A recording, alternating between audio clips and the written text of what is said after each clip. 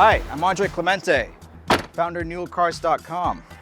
I've dedicated my career to chasing, preserving, and writing about enthusiast cars in the 80s and 90s. Now, like many of you, I love watching YouTube road tests of modern performance cars. I mean, who doesn't enjoy seeing these things getting track tested and going sideways, all in the name of science? What about the older cars? How neat would it be to see them in action as if they were brand new vehicles? It's no secret that the lust for these retro classics is stronger than ever. I mean, we see the car community constantly fantasizing and reminiscing about them. We see people paying ridiculous money for them, yet we rarely see anyone driving them.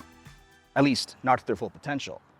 Video road tests were very limited back then, and reading old car magazines is cool and all, but it's just not the same. I know I'm not alone here, so how do people like us get our fix? I'll tell you what.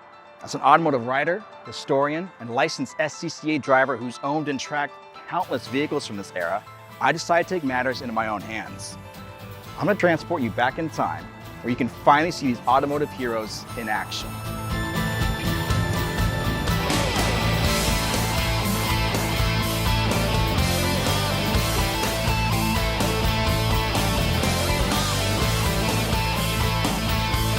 Say hello to Newell Cars TV, your latest source for old school automotive road tests.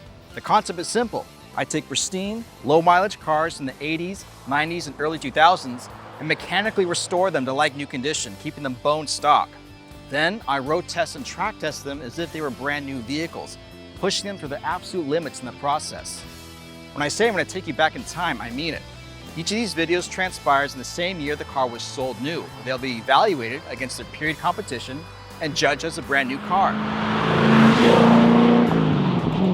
Don't think that any of these vehicles are simply museum loaners, where I have to be gentle.